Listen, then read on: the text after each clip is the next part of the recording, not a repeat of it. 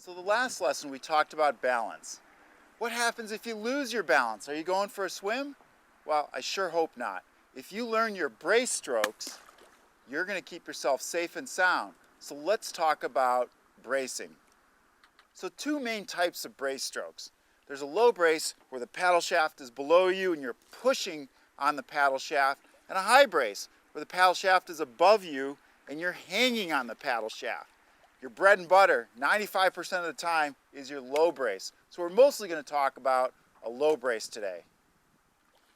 So there's three types of brace strokes. The most important one, the most critical one, is when you lose your balance. Take the flat of the back of your paddle and slap that water and push yourself upright. I call that a slap brace. Really important trick for a slap brace is to make sure you've got the flat of the blade ready to go to hit that water.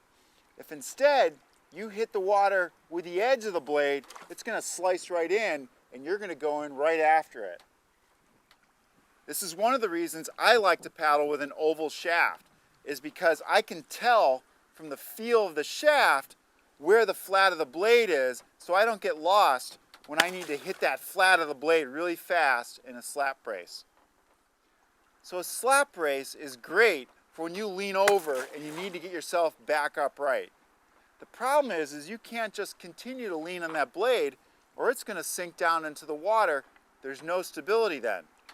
So your second type of brace, brace number 2, is a sculling brace. You get a sculling brace going and you can just lay out on that thing and provides you a lot of stability. So the trick to a sculling brace is skating the blade across the surface of the water. The movement creates pressure that you can lean on. But to keep it on top of the water, you can see I've got to roll my hand on the shaft to keep the leading edge of the blade on top of the water. We call this spreading the icing. It's just like putting icing on a cake. If you don't keep the leading edge of the knife up, it's going to dive down into the cake and ruin your cake. Same thing in the water. It's going to dive down and you're going to lose all that stability and you're going to go in right after it. So you got to keep the leading edge of the blade up so that the paddle stays on top of the water. That's a sculling brace. So in a sculling brace, you're getting support from your blade because you're pushing that blade across the water and keeping it on top.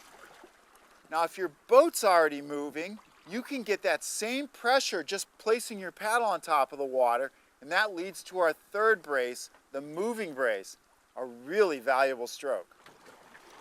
So in a moving brace, the boat movement is what's going to provide the pressure of your blade on the water. So the boat's moving, you just slap your paddle down on top, and you can lean against it as your boat slows down, gives you a little time to pull your body upright and get balanced back in the boat again.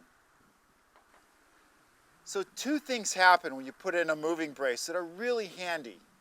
When you put the paddle in the water, the boat slows down, and two, it steers over to that side. Those things are really handy to make you look like a pro when you're coming home to the shore or the dock. Let me show you.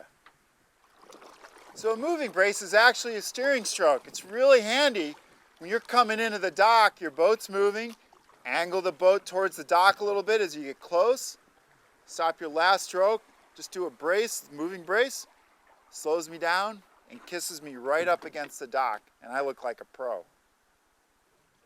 Now there's a couple instances where a high brace is handy. Say you're up against a high dock, get your paddle up high, there's your high brace. High brace is also handy if you lose your balance while you're paddling and your hands are up in the air. You can do the same thing, slap, and that keeps you upright. And then imagine, if you will, we're in big roiling white water or we're out in the surf playing in the break and a big wave comes. A high brace keeps my paddle up above that wave just like it did on that dock. And so a lot of whitewater paddlers and a lot of sea kayakers are going to use a high brace when they're in waves.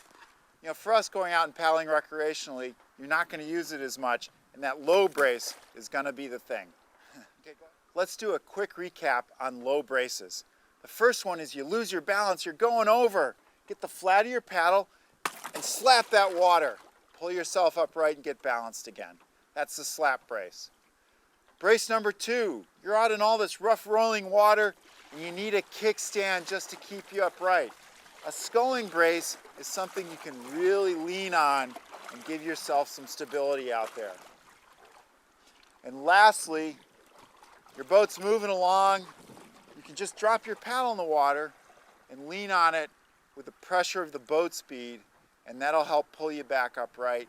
Also, angles the boat over, slows it down, great for docking. So with these brace strokes, I want you to stay safe and dry out there, and I'll see you out in the water.